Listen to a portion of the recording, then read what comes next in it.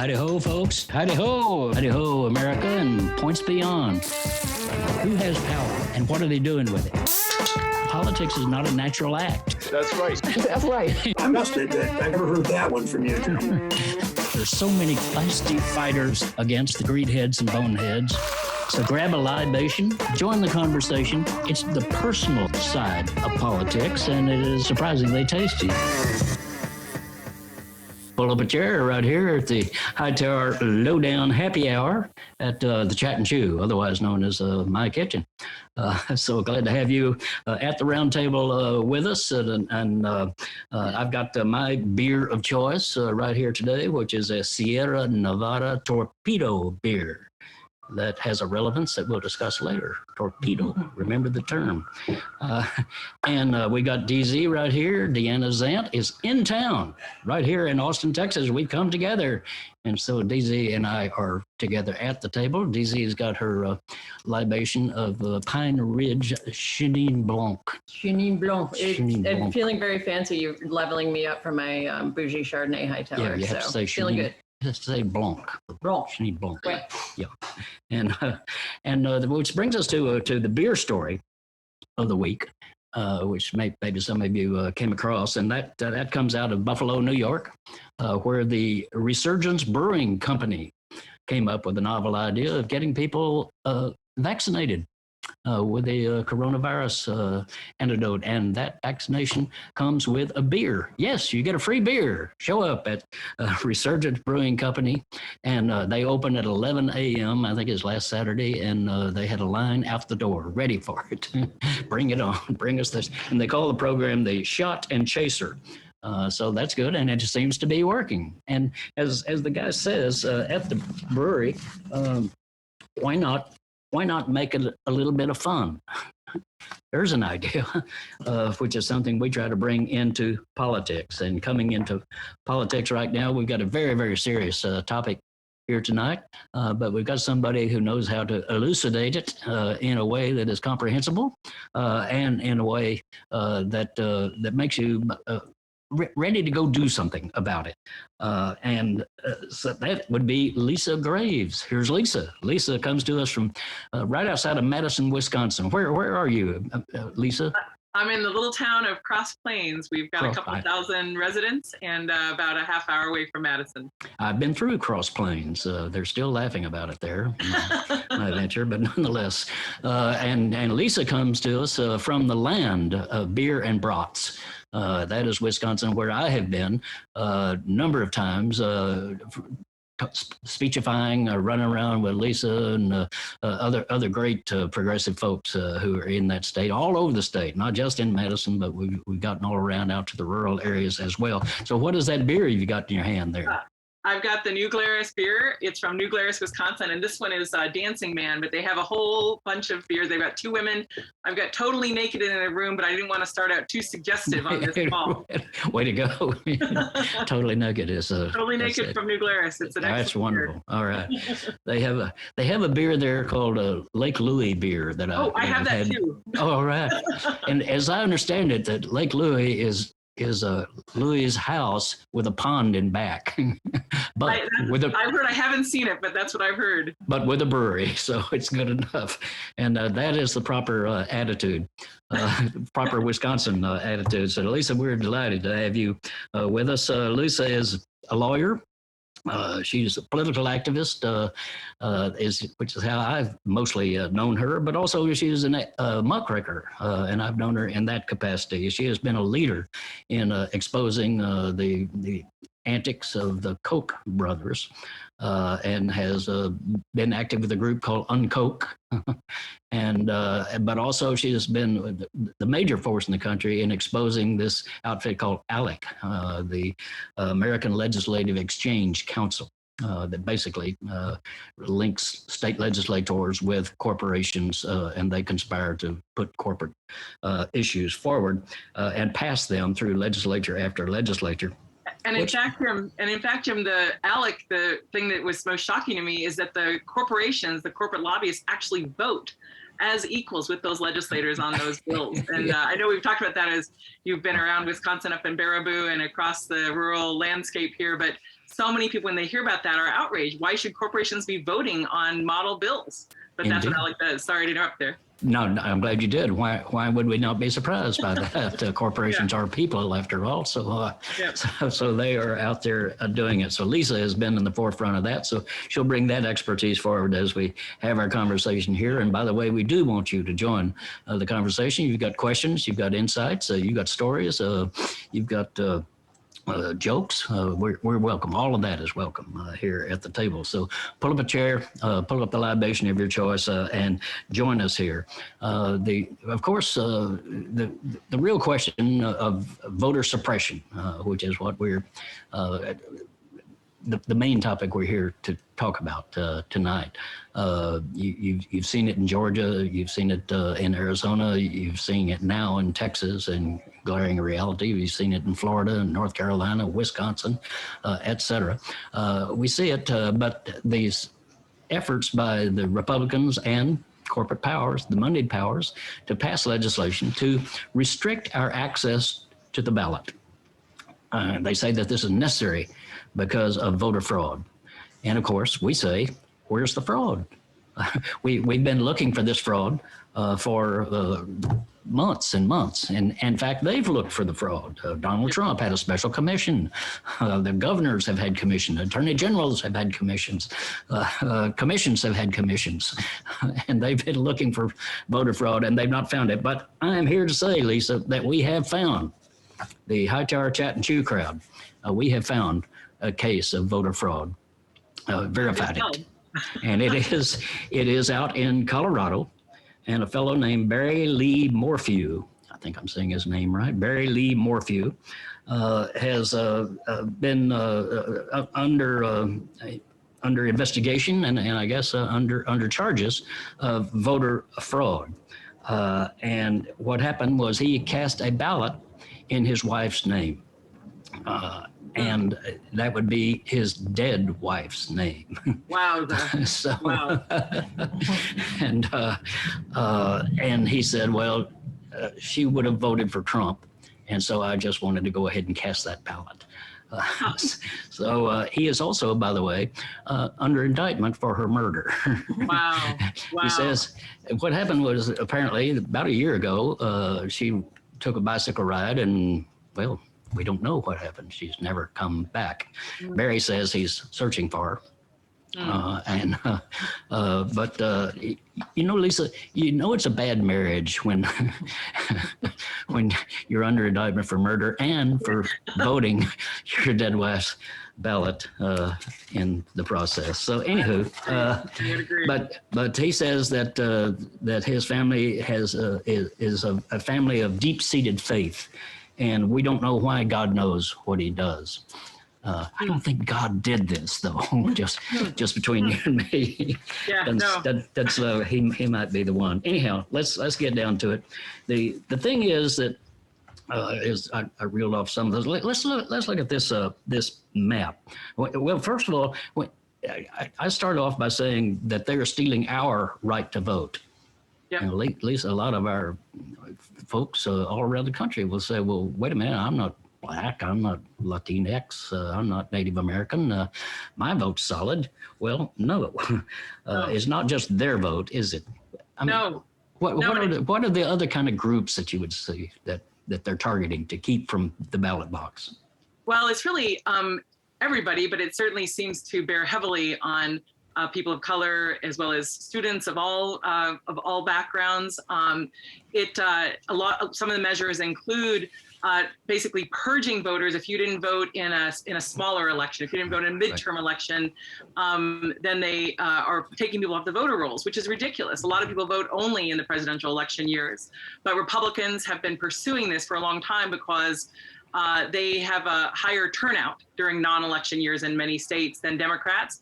And so they've been using that as a way to basically remove people from the rolls who have done nothing wrong. They're voters, they're Americans, and they show up on election day and it turns out they're not registered, even though they haven't been notified that they were going to be deregistered. And then what happens is sometimes they're allowed to cast a ballot, and it's a provisional ballot, which means it doesn't really count that day when the counts are going through and when people are declaring themselves the victor. So those provisional ballots then are counted later after election day is over. So it's really one of many techniques that these Republicans have been using to try to make it harder for Americans to vote.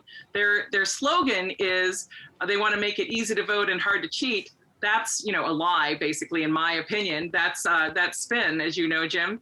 That's what they want to do is make it harder for Americans to vote. And they know there isn't an actual real problem, statistical problem, any significant systemic problem with cheating in voting in America at all. And they've been asked in court whether they can prove it, and they can't. Yeah, we're spending millions and millions of dollars, these governors and attorney generals and other politicians, to investigate a problem that isn't there. And it it goes. They target student precincts, as you indicated. They target certain senior citizen areas. They target labor union communities. They target immigrant families, et cetera. So you might fit in any number of those categories. So it's not just a matter of a few Black people or a few Latin American people or a few immigrants that we're talking about here. We certainly are talking about them, but in particular, it's us, and that means it's us. It's our problem, not just a problem for Black groups and other organizations like that. And it's interesting to me, Lisa, because they insist that they must steal our democratic right to vote in order to sanctify the right of the ballot. Yeah. It's sanctified from you. Yeah, it's that claim is just so bizarre and upside down. And it is the case that Republicans have been targeting African Americans, making it harder for them, making it harder for people in cities to vote, creating circumstances where there are really long lines, closing places that people can vote. And there's a tremendous effort by these Republicans to get the Supreme Court to basically remove a key portion of the Voting Rights Act, which was won through the tremendous blood, sweat, and tears of activists. And so that was a huge change. And that was, in my view, definitely targeted at trying to get away with making it harder for African Americans to vote and anyone they don't want to vote, basically. As Paul Weyrich, the right-wing co-founder of the Heritage Foundation, said, they don't want more people to vote because they get outvoted when more people vote. Exactly. He and his right-wing allies. They can't get a majority of the vote in most places in this country with their squirrely candidates and their right-wing corporate agenda. People are not going to vote for that. So the only way that they can win elections is by taking away the vote of the majority that does want to have a say in government. And so they're out there to take that over from us. And as I indicated, you can say, well, luckily I don't live in Texas, so I'm all right. Well, no, here's a map. This is from the Brennan Center, which is a monitor of democracy, basically democratic activities. Those are areas of major activity by this group, ALEC, that Lisa was indicating, American Legislative Exchange Council, that had moved voter suppression legislation into their state legislatures. And it is extraordinary reach across the country. And in those 8 states that the Heritage, let's see, who is behind this? Well, as Lisa mentioned, Heritage Foundation, or their political group called the Heritage Action Organization. And here's a little talk that was given by their executive director in, I think it was April of this very year, that she was giving to some of the funders of the organization, bragging about their success. Let's hear from Jessica. All right, tackling state-based reforms. So we've created a one-stop shop, saveourelections.com. It takes an abridged version of the best practices that Hans outlined that states can use to navigate and to introduce new legislation. It is a national effort, Any state can take our policy recommendations, but we have honed in on these 8 specific focus states because they are battleground states. So where are we? I mentioned the 8 states. I want to run through these quickly. Iowa. Iowa was the first state that we got to work in, and we did it quickly and we did it quietly. Honestly, nobody noticed. So we worked quietly with the Iowa State Legislature. We got the best practices to them. We helped draft the bills. We made sure activists were calling the state legislators, getting support, showing up at their public hearings, giving testimony, and we were able to get three provisions in the larger election integrity bill that were directly written by the Heritage recommendation. Honestly, nobody even noticed. My team looked at each other and were like, it can't be that easy. Like, it can't be that easy. But it is that easy to go steal people's right to vote. And I love Jessica. She's so energetic and so just pleased with herself. Taking away people's right to vote. There's something to put on your tombstone, right? I was all across this country. And in fact, the Iowa exec branch today just opened an investigation into that because there was no apparent record of lobbying by Jessica Van Zwickowski and the team over there at Heritage Action that was crowing to presumably their funders and allies about how they were writing our laws behind closed doors and orchestrating that voter suppression, as you point out, Jim. And not a law or two, 361 bills by the count of the Brennan Center, restricting people's access to the polls, introduced in 47 states. So you're most likely right among the victims of this little crusade. So that's the battle that we're in. But you know, this is what I want to talk about is not only what they're doing, and well, let's jump into that a little bit. What are some of the pieces of these 600 and how many ever bills there? What 361 bills? What do they do? Well, some of these measures restrict the ability to vote absentee, make it harder to vote absentee. I don't know how many times you look at your signature when you're signing at the grocery station versus when you've signed for your driver's license versus the ballot. So it's basically making it easy for people to challenge that you are who you are, making it harder if you want to vote by mail to vote by mail, making it harder to vote early. As I pointed out, making it easier to purge you from the rolls, even if you've done nothing wrong and there's no indication that you don't live there. There's no indication you don't want to still be able to vote on election day. So it's a whole range of things. And many of these measures have been introduced by ALEC legislators, meaning which is almost entirely GOP, Republican legislators in the states who are members of ALEC or part of ALEC, and their delegations are led by ALEC leaders, ALEC legislators. What I know from looking into this deeply over the past 10 years is that one of the things that happened right after Barack Obama was elected, the first Black president of the United States, was in 2009, ALEC had a meeting, and at a secret closed-door meeting where the press and public weren't allowed, the ALEC adopted voter measures to make it harder to vote, basically what they call strict voter ID, the measures that basically make it harder for students to vote, for people in cities who don't have driver's licenses to vote, and more. And that measure was actually voted on by the National Rifle Association. So a bunch of corporations that are part of that task force voted on that bill as equals with legislators, and then it came out of that secret meeting, and it was approved by ALEC's leadership, and then it spread across the country.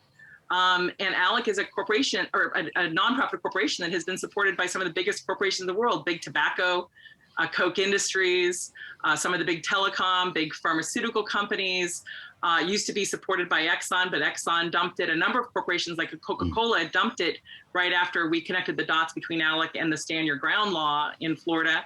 But this is a bill, part of the origin story of this is that it was a bill that was approved by the corporate-funded, corporate-driven ALEC.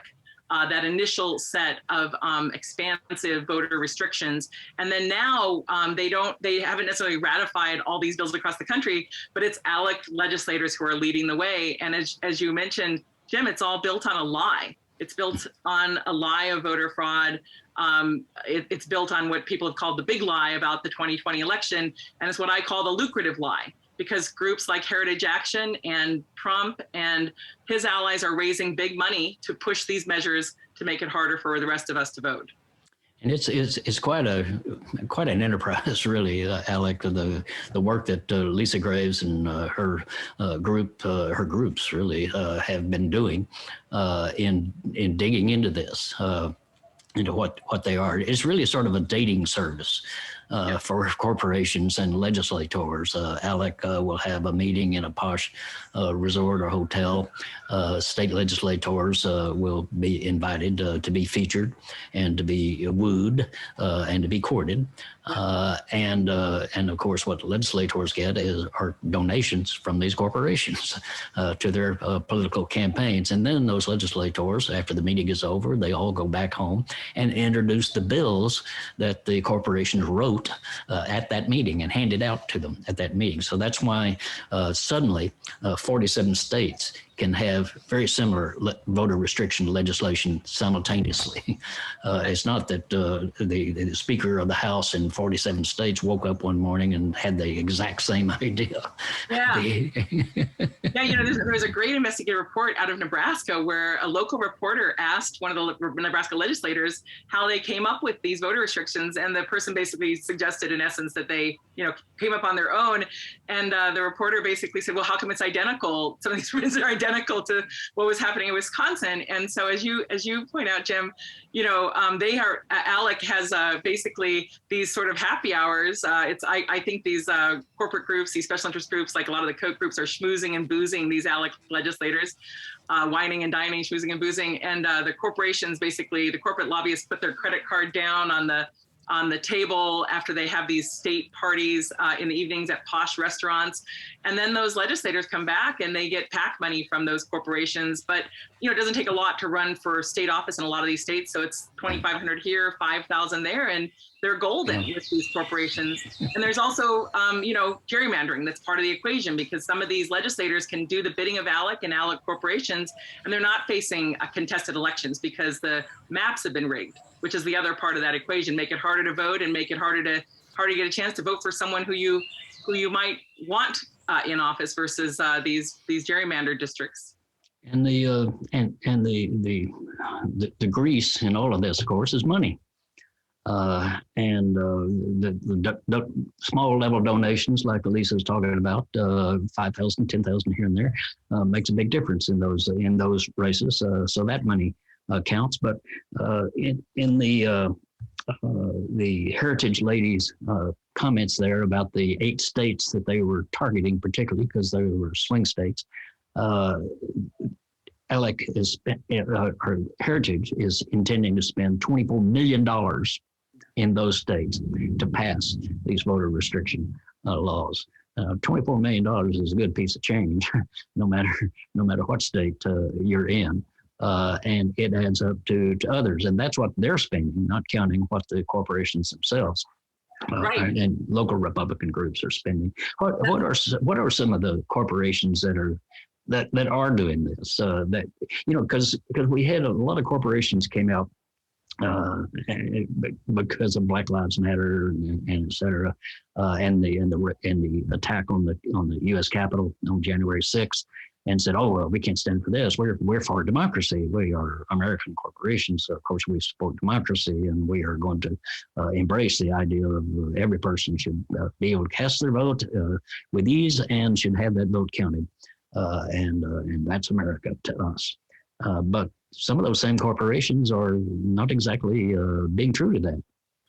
Well, there's a news story this week that's about that in part, which is, and we can get the link out with you, Jim. But there's a story this week about how Google and other companies have been funding the Republican State Leadership Committee, RSLC, and RSLC has been working also, basically to help advance these efforts to make it harder for people to vote in their own ways, as well as pushing for this gerrymandering stuff as well. RSLC is supported by a lot of big corporations. Koch Industries is one of the biggest in the world and is one of its supporters. There are other companies like that. It's a report basically that Jed Legume and Nick Sergey have documented wrote earlier this week that people can check out, and you can see which corporations are supporting RSLC. But for Heritage Action, you can't. They try to keep their donors secret. They did admit at one point that there was Koch money going into Heritage Action. They try to keep everything else under wraps. We can see which foundations have supported them, but we know there's corporate funding for Heritage Action and for Heritage Foundation. They just don't want you to know it. The corporations don't want you to know it, but you can get a window on it through that story about RSLC and the Republican Attorneys General Association. And there's been a lot of great work done over the years about investigating these groups, including by my group that I am the president of, the Center for Media and Democracy, but also Common Cause. Greenpeace has done a tremendous amount of work. Labor has really, tried to push back on the whole ALEC agenda, which is designed not just to make it harder for Americans to vote, but to make it harder for Americans to organize, to form a union, to have the rights to negotiate for wages and benefits in the public sector and the private sector. So, that's really in many ways, as you wrote and have written about a lot, Jim, how the Kochtopus works, how Charles Koch's efforts to basically remake America to suit his personal tastes. ALEC is a way that Koch is able to operationalize that agenda. And even if they, talk a good game about how Charles doesn't really like Donald Trump, the fact is that they liked Trump policies like the massive tax cuts that have saddled us all, and they like other things that Trump did. But at the end of the day, a lot of the groups that are doing this are connected to Koch funding in one way or another. And you are co-director of a group called DocumentedInvestigations.org, right? Is that the name? I'm the co-founder of Documented, and I lead True North Research, which is a little watchdog group that shines a light on these issues. And I work with my friends over there at Documented and Center for Media and Democracy and other groups, other outlets like the Progressive and In These Times, and some of the great investigative journalists and independent journalists out there. Absolutely, that's what we got to count on, because again, the corporate interests with their money is tight with the leadership of too many legislatures, including our national legislature, and so they're not going to dig into it. We got to have independent grassroots folks who are active, and you're only going to be active if you know what's going on. And we have too much of our media these days is in the hands of these very corporate interests that are not excited about having investigations into how their political money is being spent and what the result of that is. So we count on these grassroots groups like DocumentedInvestigations.org, the numerous others that we're just being itemized there by Lisa and so many others, and we'll put some of those up on our website at the hightowerlowdown.org. And Lisa, not Lisa, but now we're going to go to Deanna, because she's got some people who want to talk with us about it, and she'll also tell you about how you stay connected to some of these groups. There she is, Deanna. Hey, y'all. We didn't know how to organize this without better bandwidth and internet. But I wanted to give a shout out, as usual, to people watching from all over. We always get such a great selection of people. We've got Terry in Winfield, West Virginia. We've got Janice in Bryan, Texas. Sarah in North Bend, Colorado. We got Philly. We got DC. We've got one of our regulars, Jama, I hope I'm saying your name right, but I love you in your comments, and you're out of Nebraska. She actually had a great comment that we're throwing up on the screen if we haven't already. She says, living in Nebraska, I would never believe any state legislator who claimed that they had any kind of original idea. Another thing that we wanted to direct folks to, where we rely on a lot of our information from for this corporate overlords, that someone had posted in the comments in the chat. I'm pointing like y'all can see it, but that's okay. Is Judd Legum's newsletter, which is Popular Information. Is that what it is, Gil? Yep, yep. All right, great. Producer said yes. But he's a really great human and really well informed and does great investigative journalism. Indeed. So shout out to him and his work. And yeah, keep on throwing those comments in the box, and we'll put them up on the screen. And let's connect up because that's what it's about. That's how we can make any difference is if we connect up through these organizations, through the information. And the information, like Lisa Graves is giving us here. I mean, that's not easily dug out, and there are not many establishment organizations even trying to dig it out.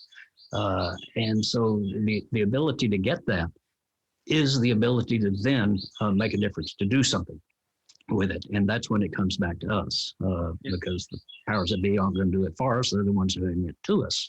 So we've got to be the ones pushing hard here. And that's the importance of people like Lisa Graves, who really, I call her a muckraker. That is a term of endearment to me, because I've sort of been called that among the kind of things that I've been called. I'm honored to have that term from you, Jim. And I just want to say I so appreciate the Hightower Lowdown and Free Speech TV and the piece that you mentioned from Mother Jones that was written by Ari Berman, who Right. has a great book about the ballot, and Fabulous. Sergey. So, I mean, really tremendous investigations going on to really shine a light on this effort to steal our democracy. Well, they attempted to steal some of these same groups, were egging on the people trying to steal our democracy, steal the actual counting of the ballots on January 6th. Yeah. And now they're systematically trying to make it harder for Americans to vote. And,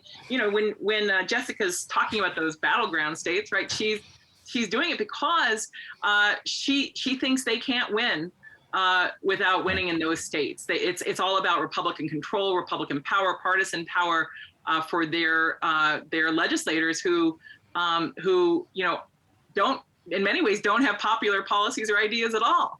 But they do want to make it harder to vote so they can continue to carry forward that corporate agenda that they love so much. Yeah, absolutely, and that's again, it's us. We've got to go do this, and Lisa and the documented group, Judd's group, Common Cause, so many of these are in the great tradition from the pamphleteers forward in our country. And the muckrakers of the populist age, and Upton Sinclair, and Ida Tarbell, and right on down to Ralph Nader, who never quits, punching, and this is so important, and it's why we have to support groups like this that do make appeals for their work, because none of these people are getting rich by exposing corporate money. I'm still paying off my student loan debts. It's been about 25, 30 years going on now. So yeah. But the great news is that the people are doing it. Yeah. All over, there's such an energy and enthusiasm and vibrancy, and more and more. Well, in your state of Wisconsin, I mean, you've had some rough times with your governor Scott, what's his name over there? And, Scott Walker. we are not going to say his name. Sorry, Voldemort. Yeah. But and we've got ours here, and of course Texas is now a center of this repressive effort. We have SB 7, I think it's called, Senate Bill 7, that is the present legislation that is the top of the ticket for the repressive forces to try to ram through here, and we have a case here, Lisa, of a woman who got caught up in this over criminalization of voting errors, because a lot of people make errors in voting. I mean, it's, you end up, you're not quite sure where your precinct is, or they move the precinct on you. There's quite a bit of that going on, and other kinds of duplicity. And a woman named Crystal Mason out of the Fort Worth area of our state went to cast a ballot in the wrong place.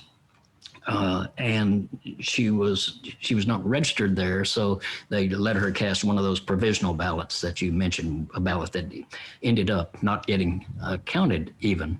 But a aggressive prosecutor and a Republican court here sentenced her to 5 years in prison for illegal voting, even though she did not mean to vote illegally at all. She was unclear of the rule.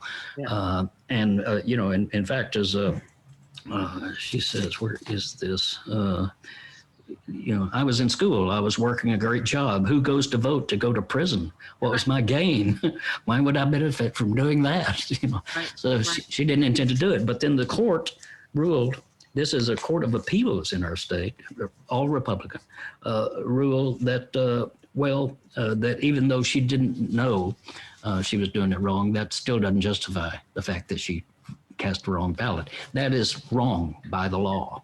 And so we're now, the progressive forces, legal officials, justice people are pushing hard to get her case reconsidered, which is luckily going to be done. Now, whether it'll get overturned, I don't know, because that's going to be 9 Republican members of the court that's going to consider her case.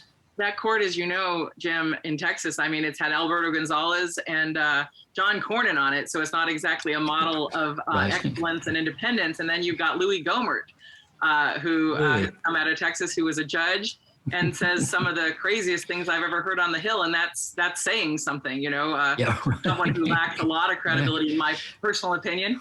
But that case was just such an extraordinary, I think, abuse of justice, where you have someone who wasn't trying to commit fraud, who made a mistake and was faced with this harsh penalty. But that's in part, I think, because these Republicans have been trying to concoct, a claim, a sort of a ghost claim, a scary claim about voter fraud. And they've been at it for a long time. Karl Rove was in the middle of a controversy in the George W. Bush administration where they were firing U.S. attorneys because they wouldn't play ball and basically try to use their office as prosecutors to elevate the idea of voter fraud. They wanted this specter out there to push these voter restrictions. And there was an investigation of that they were pushing Republican attorneys general Republican U.S. attorneys to try to buttress their claims of voter fraud when there wasn't evidence. Here in Wisconsin, there was a blue ribbon commission led by our state AG, looked everywhere for fraud under every rock and every stone, couldn't find it. But if they find an example where they think they can try to use it as an example, they'll go for it. Although Hans Van Spakovsky, who is mentioned in that video, who's the heritage guy who I think Kristen Cabral noted in the chat, was also on the Fairfax County board. That guy has compiled this, this sort of spreadsheet of supposed, all these cases of voter fraud. Many of them are mistakes, and many of them are by Republicans voting for Trump. So the most recent examples from the 2016 election, I think there are 5 in particular where you look at it, it's 5 Trump voters, like the alleged murderer, who were trying to help Trump with their voter fraud. But you don't hear that talk from the Republican legislators pushing these bills. And as you pointed out, Jim, there's literally no evidence of systemic voter fraud. No evidence of systemic voter fraud in America. Well, facts don't get in their way, and you're mentioning that, yes, here in Texas we seem to have a plethora of these characters. There is stupid, and then there is Texas stupid. And then there's Texas smart. Well, there is that, and let's move to that because enough of this bad news. What are we going to do about it? And who are some groups that people could link up with that do want to fight back and want to just know more about what's happening in their state? Yeah. Well, certainly the Brennan Center is doing a great service to the nation in tracking this in real time, which is so important because it's like whack-a-mole. They're popping up all over, and there's so many different provisions. So definitely the BrennanCenter.org site is a place to go. There are local groups. Stacey Abrams certainly has done a lot of organizing around voter registration with Fair Fight and others. There's a lot of there are groups that are working on the FAIR maps. So there are other allies that are national and local that people can connect with to stand up. But also, really, you can just continue to call your local legislator. They may not be responsive, but they should be hearing from people lighting up their phones and saying, don't make it hard for me. In Texas, as with other states, there was that effort to basically say you could drop off an absentee ballot in one location for a county that had millions of people. I don't know how Greg Abbott thinks he can get away with that sort of nonsense. That's an insult to the proud Texans I know and to Americans everywhere who value the right to vote. To have it be like, one location super far away that people vote. It's outrageous that they have done it and think they can get away with it. Yeah, well, they do think they can get away with it, but I think increasingly they're saying they can't get away with it because this SB 7 that I mentioned that we're considering in the Texas legislature right now, massive voter repression collection of bills. It suddenly has had some comeuppance. We have succeeded.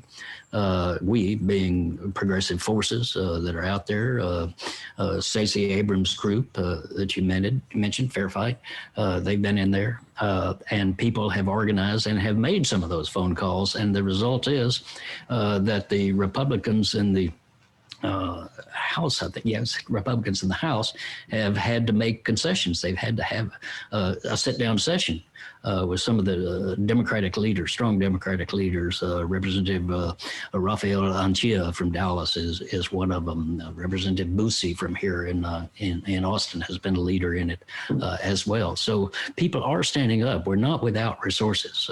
And certainly we're not without people, and so we need to.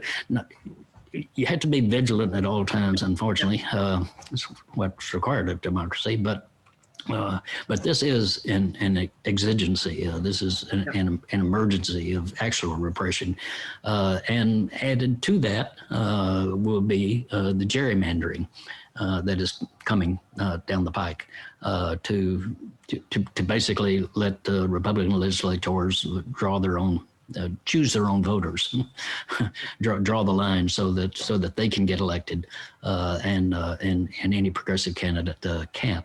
So this is part of the continuing fight that we're in, and again, the encouraging thing is that people are organizing, and they are out there making a difference. And the Republicans conceded in the Texas legislature that they did have to, well, all right, we'll sit down with you. And we won't eat with you, but we will sit down with you and we'll have some sort of discussion here. And so a lot of those things got withdrawn, and that provision you're talking about in particular of the absentee ballot box, the drop-off box, that the governor said that no county could have more than one box. Yeah. So we've got a county out in West Texas that has like 700 people in it. Well, one box would do there. Right. But if you go to Houston with 7 million people, then that's another story altogether. And to be able to find that box in the Houston interstate system would be a deadly challenge. In Wisconsin, they were basically saying you had to get a driver's license, and then like in Wisconsin, also Alabama, other places, they were saying you had to get a driver's license even if you didn't have one. You couldn't use other IDs that you use every day. And then they were closing where you could go get a driver's license. In Wisconsin, there was a point where if you were a student, you couldn't vote if you didn't have your address on your student ID. Most student IDs don't have your address, but you're not traveling to vote, multiple places during election day, just trying to vote one place near campus. But if you had a fishing license, you could vote, but not a student ID from the University of Wisconsin. So, they have really gamed the system that way. And I was going to say, one of the other things that's been happening, which has been a little under the radar screen, is that ALEC has been trying to repeal the amendment that allows direct election of senators, U.S. senators, because once they gerrymander these legislatures, they don't want you to be able to Yeah. vote statewide for a senator. They want to be able to rig that too and basically gerrymander the U.S. Senate even further than it is. That's another ALEC brainstorm to go back to the robber baron days. And they also want a constitutional convention where they could basically rewrite our Constitution with the corporate funding Right. that ALEC and its buddies get. Well, as Lily Tomlin said, no matter how cynical you get, it's almost impossible to keep up. It's true. I'm going to make a toast to that. And to Yeah, Lily all right. Yeah. Okay, a toast to it, to that, and a toast to democracy and to the people who fight for democracy, and that includes Lisa Graves and her great organization. How do people stay in touch with you, Lisa? We'll have it up on the screen and everything, but sing it sure. out. Well, I'm at the Lisa Graves at Twitter because I didn't sign up fast enough for Twitter to have Lisa Graves, so it's the Lisa The Graves. Lisa Graves. Well, and, there is the Lisa Graves, so that works. And you can find me at True North Research, but I write in a number of different publications, and so you can find me there. But there is another Lisa Graves who writes about witches. That's not me. Not that I've got anything with her writing about historical things, but I'm Lisa Graves from True North Research, not the illustrator and fantastic artist Lisa Graves of the witches fame. But I'm sure you've been called a witch. I think I've been called a witch and a little bit more. Actually, I think it's right. because the right wing is often trying to attack me. And I always think it must be like every 6 months that one of these right wingers will be looking into me and they'll go, wait, she's a witch. And then they feel like they're confused, you know? And then, I love it. Oh, God. Okay, you're fabulous. Lisa, we thank you for being with us on the happy hour at the Chat and Chew, and we want to stay in touch with you. And if you have stories that you want to bring to our attention, please do so. And if you have people you think ought to be on, that ought to be introduced to our audience, let's do that too. I do. And let me just say, I'm working on a project called The Bold Rethink, which is at boldrethink.org. And we're working on these great ideas on how we got here, how Koch and Lewis Powell, that memo you've written about, Jim, got us into this mess and how people can get out of it. Great innovative ideas on how to get out of it. So definitely check us out at boldrethink.org and truenorthresearch.org, and happy to help anytime. It's a joy to All drink right. with you, my friend.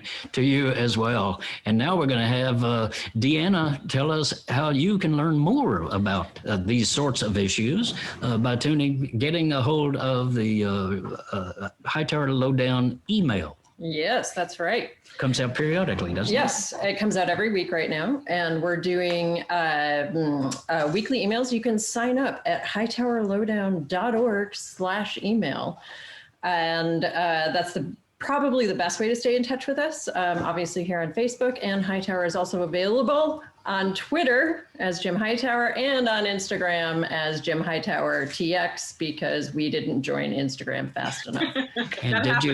And did you mention the key point about the Hightower Lowdown email, which is it's free. It's Free? No. Did we mention that it's Free. No money. No money is required. No money. You don't have to show us your driver's license. Anything. Just get it. Hightowerlowdown.org. Thank you all. Thank you, Lisa. Great to be with you. Let's team up together. Yes, you got it, man. All righty. Lisa Graves and the whole Hightower Lowdown crew. Thanks for being a part of our happy hour tonight, and we will be back with you in 2 weeks' time. Thanks.